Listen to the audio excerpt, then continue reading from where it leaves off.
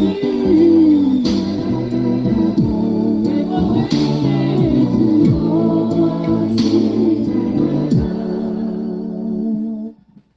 Kristu inkosi. uJesu Kristu inkosi. Ngiyalibonga leli thuba kakhulu uNkulunkulu ongiphe lona. Ngifisa ukudlulisa ubufakazi bantwana bakaNkulunkulu. Okokuqala nje angibonge baba ukuthi ngikhonze phansi kwakho sengimdala ngoba ngifike sengimdala. Ngiyambonga uNkulunkulu kakhulu. Ngomhla ka-10 kade kuvulwa inkonzo eRichards Bay. Ngamema abantwana bami bonke ngabanikeza imali kapetrol umuntu emotweni yakhe umuntu nomuntu. Ngathi hambani siye eBay sohlangana khona. Saficana-ke khona uma efika omunye unomntwana omncane ufika naye akaphilile ngale ndlela. Ngibe buhlungu enhlizweni yami. Kodwa-ke sihlukane nabo baphindele ey'ndaweni zabo.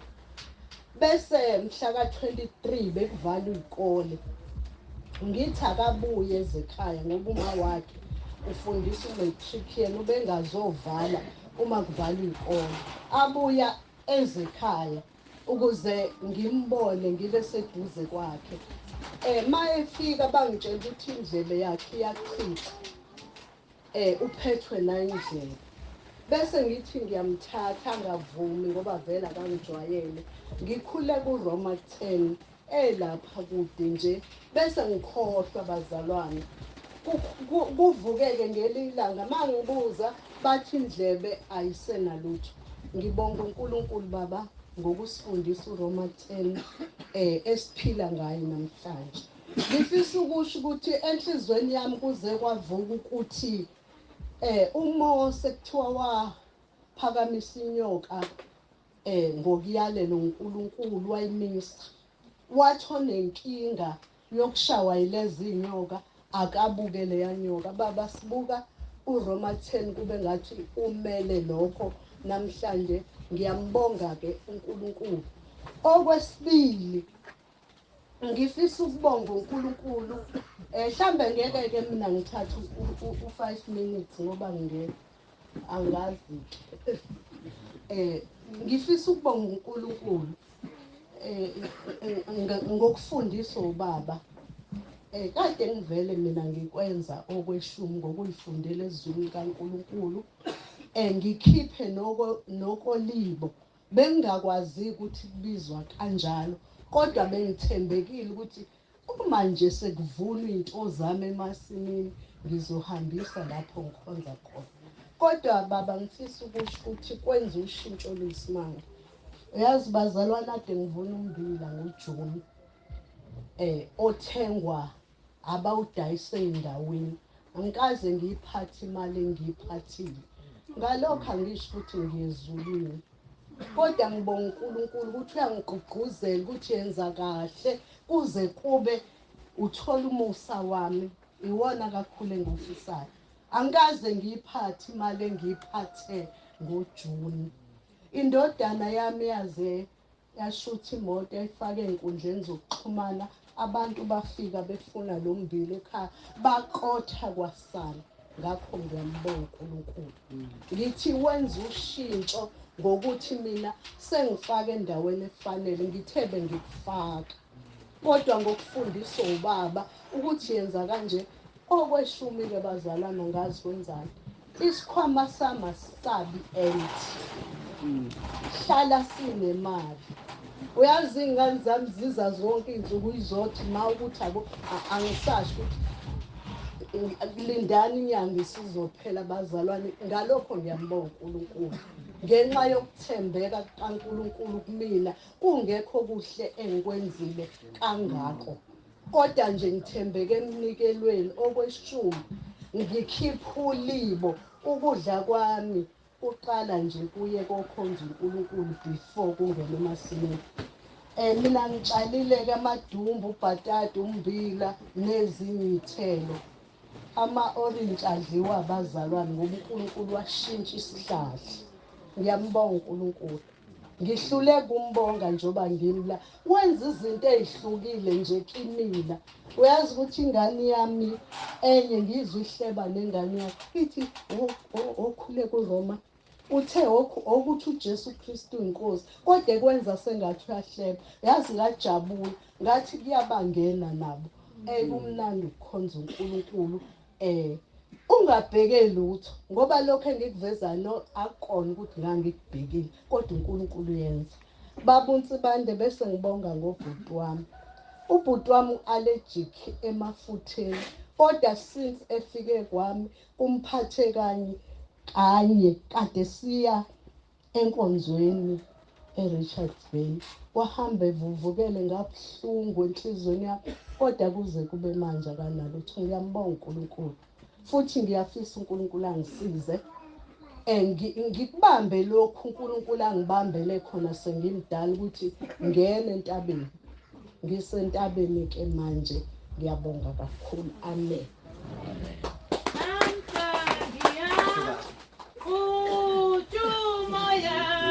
Ngiyaxolisa abazalwane. Kuthiwa ngisho ukuthi ngisukaphi. Ngisuka eBhamshela nguMaphumulo uMagabela. Ngiyabonga kakhulu.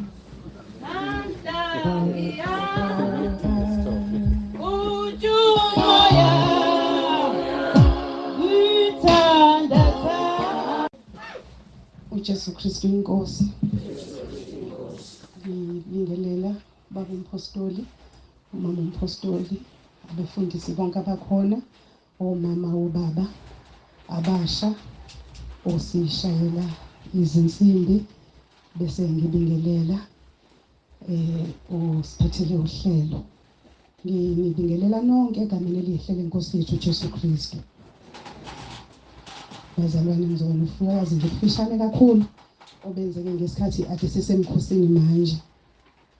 Kuye kwathi nje sekufanele ngikhuleke, ngavese ngaguqa embhedeni ngakhuleka ngithi ngifuna ukukhuleka. Ngithe ngisaguqa nje ngiphenduka kwavese kwakhona ubabazayo uthi hawu. Ngavese ngehla ngaleso sikhathi ngaxolisa. Ngase sengiyaguqa phansi bazalwane ngakhuleka. Ngiyazi mhlawumbe ngenzeka ukuthi bakhona nabakhuleka beguqa embhedeni. uNkulunkulu akafundisa imphakamele bangcwele. Ubesifundisa nje ukuthi kufanele sehle phansi sithobe kuye nje ngakhethi wozani sikhuleke sikhothame siguqe kuNkulunkulu wethu ngoba yena uNkulunkulu wethu thina singabantu bakhe yena bese siba ngabantu bedlelo lakhe. Futhi uNkulunkulu besifundisa lokho nje engifundisa lokho ngase sengiyaguqa ke bazalwane ngakhuleka. Kwase kuthi nje sesizoqeda waphinda futhi ngavese ngathi ngisathi ngilele nje kwavese kwakhona izwi lithi buyisana nosisi wakhe engaza akuphose kumahluleli. Kanti bengikade nginenkinga nosisi wami ngizama ukuthi sibuyisane engasalibamba ucingo.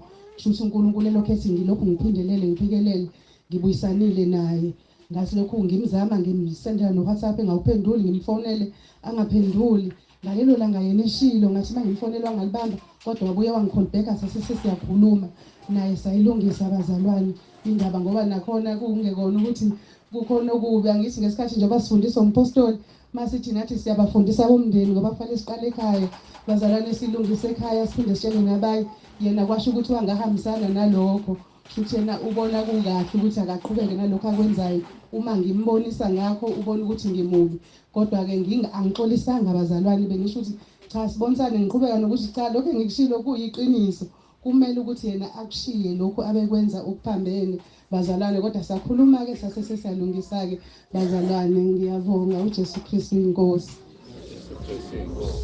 Ikhona indawo emthimeni omkhulu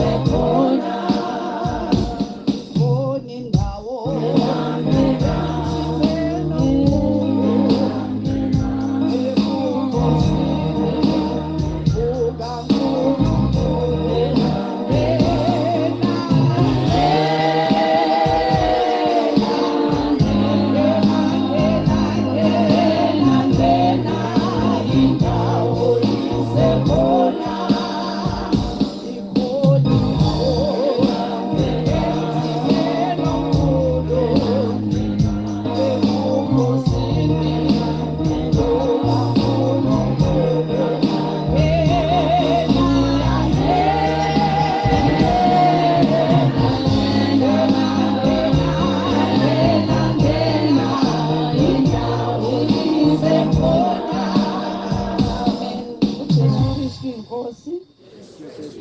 Ngiyabingelela abazalwane egameni elihle lenkosi yami uJesu Kristu ephilayo. Amen. Bazalwane nje ngizobonga uNkulunkulu. Usuku namhlanje ngase ngilibele enhlizweni yami. Ngiyakhumbula ubaba elimemezela kodwa kuthe izolo bese kuntamba manje sengibuye emsebenzini kunodadewethu ke segroupini nayo nabanye abazalwane bala entabeni endlu kaJehova kuyabonelelwa mayesethi niyayini enkonzweni KwaMaphumulo la ngithi yebo ngase ngithi mina hayi angiyazi ke lo ndaba yayisho ethi hayibo baba wayisho mase ngiyakhumbula ngisanda mangakhumbula yini mase ngithi hayi angiboni nje ngizoya kodwa ebazalwane into edala ukuthi ngithi angiboni nje ngizoya yile ngibeke la manje kuthe enhlizweni yami vele mina imali esenginayo sengibekela imali ukuthi ngize enkonzweni yaseThekwini ngiye enkonzweni yangomhla ka-11 eRichards Bay. Hayi masithi inhliziyo yami wazi ngani ukuthi eThekwini zobusaphila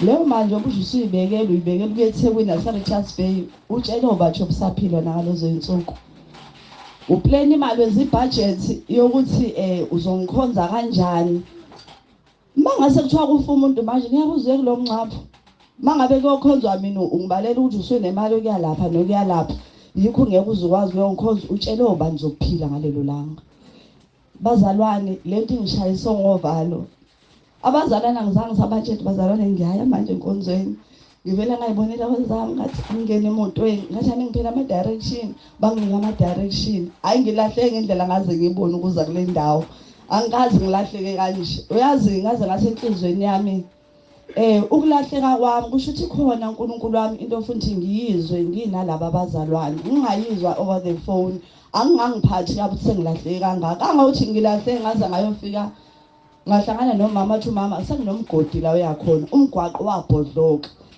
ngathi uNkulunkulu ngaze ngabonga uyazi ngaze ngathi ma ngikunika uNkulunkulu ngoba kusho ukuthi uNkulunkulu bengibona sengihamba ngempela ngiyaphuphutheka manje la sengiyakhona sengiyeweni ngizophakamisa amandla kaNkulunkulu ukuthi angifundise ukuthi odala uNkulunkulu umuntu uyena owazi insuku zokuphila komuntu mangabe ngizoyibekela mina ukuthi hayi manje ngeke ngize ngikwazi ukuyokhonza ngoba uyazi futhi bengisho ukuthi nawe yababa uyazi phela ukuthi imali senginayo imbili yakuyalapha nokuyalapha ayisekho manje lenene wathi wazi ngani ukuthi uzokuphila bazalwane elakusasa singayibekeli usuku lakusasa uNkulunkulu esinikela namhlanje namhlanje mayesinikele yona phila namhlanje ngoba uNkulunkulu owazi ikusasa ngiyamthemba uNkulunkulu ngiyambonga kakhulu ukuthi ungithathile wangibeka kule ndawo ngithi uJesu Kristu inkosi webani yizindaba yami ngangisekula kodwa wehla umhlengi wami wangikhipha lo mhlengi ungubadona ekhomune wemntani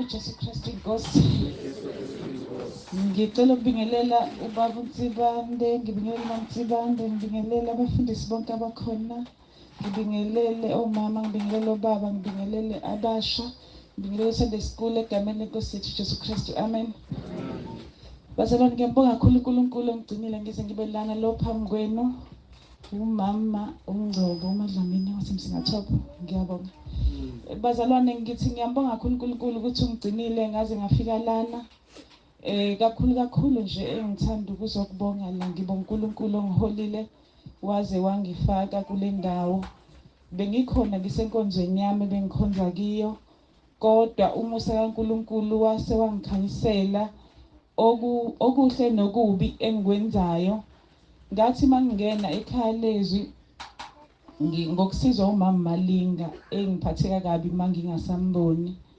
ukuthi muphi kodwa wangisiza ke wayisize yami impilo ngoba wangikhombisa ikhaya leZwi nakuba ngibona ukuthi mhlambe ngangiveli ngiyogcina ngingenile khona ngoba nginodadewethu ngathi role model kakhulu kumina Nkosi yami kunodadewethu angifuni ukungamusho uMamkhoza eBamshela noBabkhoza usibari wami ngiyabonga kakhulu uBabkhoza ubejwayele ukungisendela inkonzo noma ngingazazi ukuthi bezivelaphi kodwa bengisendela inkonzo la sihlangana khona naye ngoba besijwayele ukuhlangana la sihlangana khona njengomndeni ngoba naye ufana nomndeni wethu ngoba wathatha udadewethu ngimtshele ngithi hayi Sibari ngiziyangibusisa inkonzo zakho ukuthi ubengalithola ithuba lokuhlala nami phansi ngitshela ukuthi uma kukuthi ngiyafisa ukungena ekhaya leZwi ngingangena kanjani ngahlangana ke nomama ke uMalinga ngisemsebenzini nami ngikhathazekele nganginesikhala abazali enhlizweni yami ngingazi ukuthi siyogcwaliswa yini ngikhona enkonzweni ngangikuyona amen bazalwane kodwa ngathi mangihlangana nomama Malinga ngikhonza naye kule nkonzo ebengikuyona amen ngimtshela Mama Malinga kunesikhala enhlizweni yami angazi ukuthi kwenze njani kodwa futhi asikho isono engasibalula ukuthi kunesisono phela singihluphayo ukuthi ngidlele isono kodwa nginesikhala enhlizweni yami khona nje lokunganeliseki engazi ukuthi kwenziwa yini bese ethi uyazi ngekhaya leZwi ngithi ayi angakezwa ngalo bese enginika inamba engikhombise nje ngikhombise ngama message ethi into enjena mhlawumbe uzosizakala uma ungena khona ake uzame ngizokufaka ekhaya leZwi nangempela wangifaka ekhaya leZwi ngathi ngamtshela ngathi hayi cishe noBabkhoza ikhaya leZwi ilona leli mhlawumbe ade ezogcina engifakekile kodwa ubengangifaki ngajabula ke ngiyambonga uNkulunkulu ngalokho bazalwane ngingenile ekhaya leZwi ngathi mangizwe ekhaya leZwi uthi ayi impela ziyabuya hayi ziyabuya ekhaya leZwi ngase ngibona ukuthi akufanele ngilokho ngizibambezela ngaqala manje kambe ngizokwenza njani ukuthatha istep esiyaphambili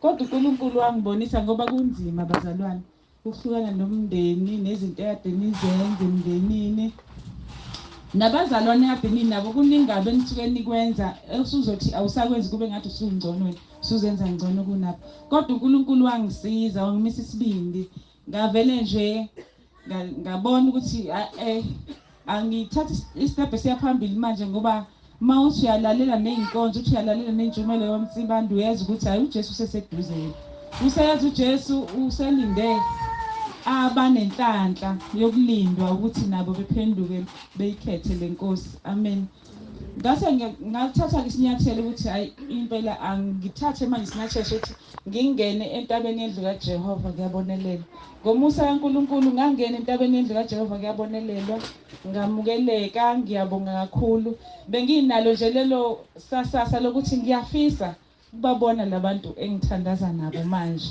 amen bengingeke ngiphindele emumva ngingazange ngime laphambi kwenu bazalwane ukuze nginibone ngoba nami anginamahloni ngani manginganamahloni ngani kusho ukuthi uJesu ke ngizoba namahloni kangakanani naye ngoba uyasho ukuthi onamahloni naye uba namahloni ngaye yingakho ngingenamahloni ngalo Jesu amen ngiyambonga kakhulu uNkulunkulu ongifakile ekhaya leZwi waze wangifaka entabeni yendlu kaJehova kuyabonelela ngicela ukuthoba ngibe njengomntwana ngiphatheke nami ngingabi umntwana ohluphayo lapho ngisuka khona abazalwane nabantu ade ngihamba nabo noma kwenziwa izinto nje emndenini bakhala ngempela ngifuna ukuqamba amanga bayakhala abafowethu bayakhala akade bedla utshwala bayazi ukuthi nje makuthiwa kugaya utshwala kwenziwane emndenini ngisuke ngikhona nje besho bethi ngoba khona umabongani kusho ukuthi abantu baphelele namhlanje ngishiyile ngathi mhla ngabatshela abazalwane ukuthi hayi sengishiyile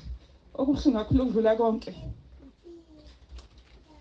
abasafisi nokuthi abakoti babo bekhulume nami ngoba babona ukuthi ngizobafaka lo moya umuntu umuzwe memeza ethi hayi bofunani kuloyo muntu loyo mangabe nisixoxa babona ukuthi kusho ukuthi ngisengizobajika behambe le ndlela engihambayo kanti vele mangimile nomuntu akwenzeki ngingamfaki ngingaliphosi leLizwi ukuthi hayi ngingajabula njalo manje ngangilandela bebuza usuzophila iphi impilo manje. Hayi ngibachazele nje futhi ukuthi hayi ngikhululeke ngizoba nani kodwa nje manenza lokhu nalokhu angeke ngisaba nani. Ngasizakala kakhulu ngasebenzisa WhatsApp group wefamily la kuzwa khona ngisho ingane encane ukuthi ngithini. Ngabatshela ukuthi hayi impela sengiyaxolisa ngeke ngisahambisana nabo. Bazalwane bilade kukhona nayi bekwaziwa nje ukuthi ayinkwazi. Ukhona uMadlamini. Bejabula befa baphusitshwana ukuthi hayi liyaqina ke manje igceke. Ukhona uMadlamini. Lokhu engeke ngisakwazi ukwenza bazalwane ngoba sengifunde ukuhlukanisa ukuthi kufanele ngihlukanise injabulo yami ayibe kuphi. Ngiyambonga kakhulu uNkulunkulu ngithi angizokuma la ngimdumise kukho konke angenzele khona ngiyabonga. Inkosi Jesu Kristu inkosi. Amen. Jesu Kristu inkosi. Enhlizweni yami ngiyakulonda izwi lakho.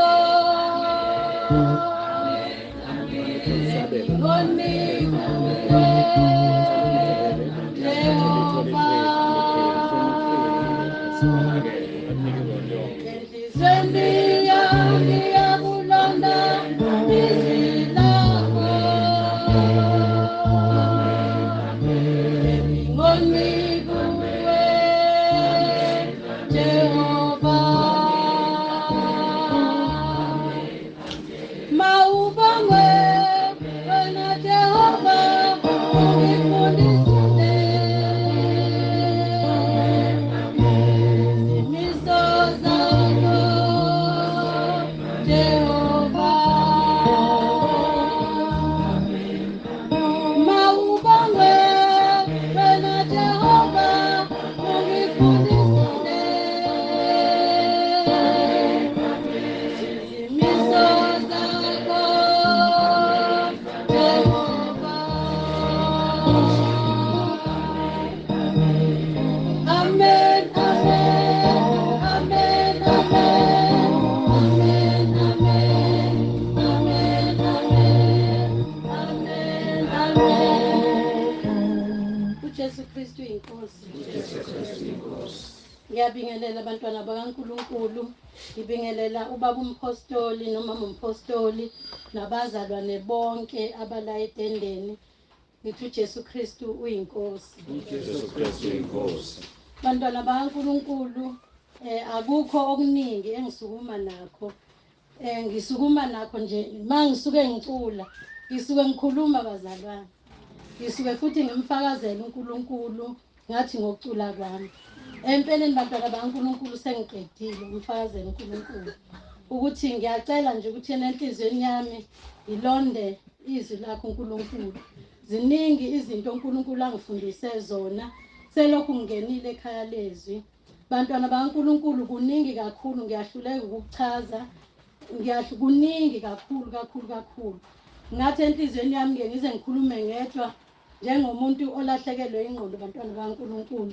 Ngoba noma ngabe kuthiwa ngisuke ngihamba noma kuthiwa mhlawumbe ngisuke ngigeza kuye kuvele kufike nje nithi uyakhumbula yini lokhuyana nalokhuyana uNkulunkulu akakwenzele khona. Bantwana bakaNkulunkulu ngeke lande ngakunye kuningi kakhulu kodwa nje engakubalula kakhulu bantwana bakaNkulunkulu.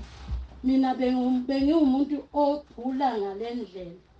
Ngathi abantwana bakaNkulunkulu abesikhonza nabo abesikade sikhonza nabo leminyaka edlulile bayazi ukuthi umama uSithole angibangi ngisazi nje ukuthi umama uSithole. Ukuma phambi kwabantu akuyona into encane bantwana bakaNkulunkulu. Futhi angiyena nomuntu okwazi ukukhuluma, angikwazi ukukhuluma. Mawungathi ngiyakhulume ngalo iculo ngizokhulumela ke ngaliculo noma ngingenalo iphimbo kodwa ngiyakhulumela ngalo umsebenzi kaNkulunkulu. Ngathi mina ngumama uSithole, uMamhlongo uSithole waseBhamshela. Ngaphansi entabeni yendlu kaJehova kuyabonekelela eBrentshini yaseBhamshela. Ngathi njengoba ngisho abantwana bakaNkulunkulu bengiwumuntu obuthaka ngalendlela engihlule ukuyichaza. Njengoba namhlanje nje ngale ngasekhaya bekumakhaza kakhulu. Ngaba ngikho la ngangingaphumi ngisho ukuphuma endlini nje mangabe kusuke kumakhaza kanje. Ngendlela ebengade ngithi mangabe ngingenwa amakhaza ngigule ngalendlela engihlule ukuyichaza. Bengigula noma ngabe kuthiwa belibaleleke abantwana bakaNkulunkulu. Ngalendlela nje angazi nganichazela ngithini. Kodwa namhlanje sengiyakwazi ukuthi ngenze into engifisa ukuyenza ngokukhulukhululeka ngingenabo ubuhlungu emzimbeni. Bengingavumi noma ngifole ngesinye isikhathi ngime esinkini mangigeza izitha nje fanele ngize ngilale ngithi ngibambelele kanje. Kodwa ngiyambonga uNkulunkulu bantwana bakaNkulunkulu.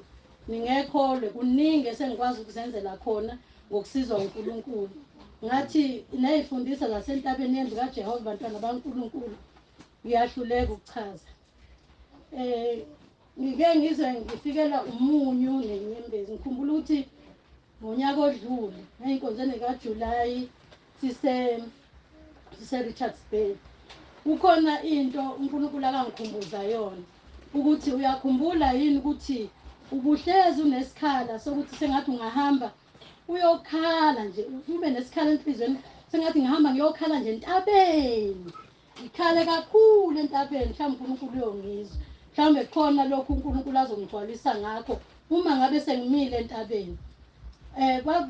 Bekungenza nje isikhathi eside njalo kwesinye isikhathi ngizengene ekameleni ngikhale lapho ngithi uNkulunkulu ngiyafisa ukuthi sengathi ngingayithola le ntaba ngihambe ngiyokhala khona mhlawumbe ngikushiye lapho lokho ukukhala nalobo buhlungu. Mhlawumbe nalokho uNkulunkulu odinga ukuthi ungiphe khona uyongipha khona uma ngabe sengifikile kuleyo ntaba leyo. Kwadlula kuthe ngonyaka odlule sise Richards Bay.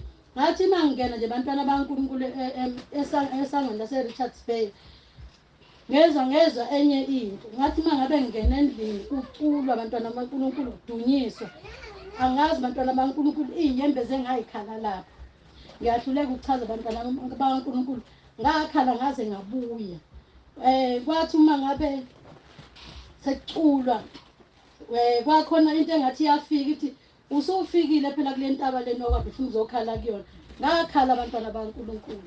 Futhi ukukhala kwami ngalelo langa kukhona uNkulunkulu akangipha khona. Kukhona uNkulunkulu akangibuyisana njengoba ngisho bantwana bakaNkulunkulu ukuthi ngisho ubuhlungu emzimbeni uNkulunkulu wabuthatha abantwana bakaNkulunkulu.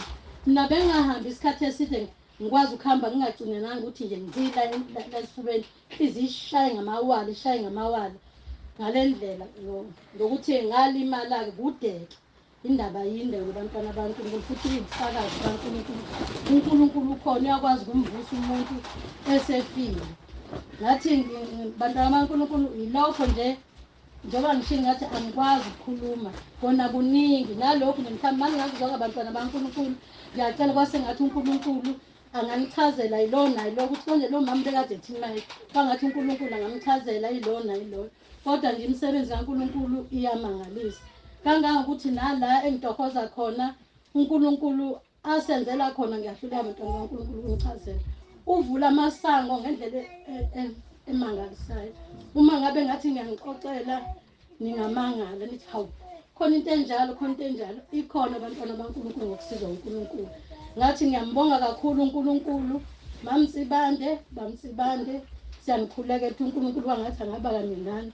Mamtsibande uNkulunkulu sengathi angakupha njalo amandla okuqhubeka nezifundiswa osifundisa zona ey'nkonzweni zomama. Okunye uzumangale bantwana bakaNkulunkulu. Okunye impela ngize ngithi hawu bantwana bakaNkulunkulu ngendlela uNkulunkulu akasisiza ngayo. Bantwana bakaNkulunkulu asilibambeni leli thuba uNkulunkulu akasiphe lona. Impela bantwana bakaNkulunkulu uJesu Kristu inkosi.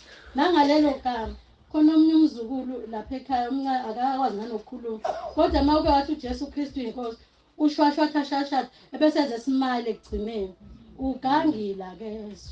Kodwa nje mawususho njalo ashwashwatha ebesezehleka emva kwalokho bese ngithi nami kwase ngathi inkosi Jesu ngayo umsize kukho konke lokhu kuganga kwakhe. uJesu Kristu inkosi bantwana bakaNkulunkulu. Jesu Kristu. Sekuntambama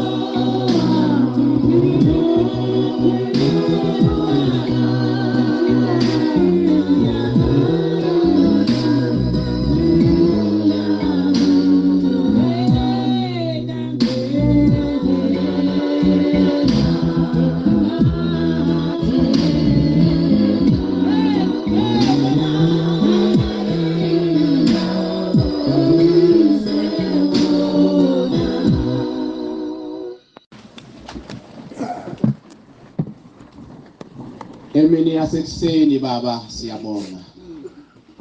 uNkulunkulu omuhle, uNkulunkulu othembekile. Uthe ezwini lakho konke kunesikhathi sakho. Moya weNgcwele siyalibonga leli thuba. Nangalolu suku lwanamuhla Nkosi sibona isandla sakho siphakathi kwaleli khaya lakwantuli. Baba ubonile Nkosi ukuthi asihlangane ukuze baba sizozwa uNkulunkulu lobufakazi esisukuzwile.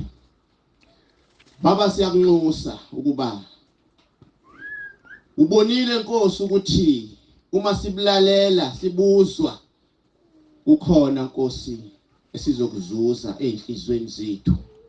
Siyabonga dwala laphakade.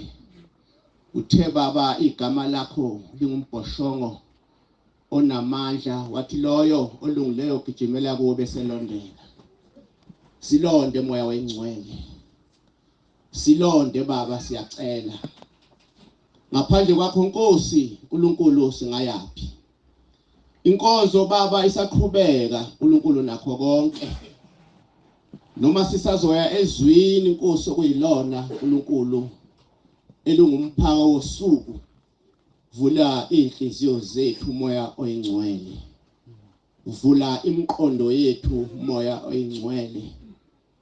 Uthi ilona loyo Nkosi uNkulunkulu omemile kulolu suku lanamuhla. Moya oyingcwele ayizwele ubukhona bakho.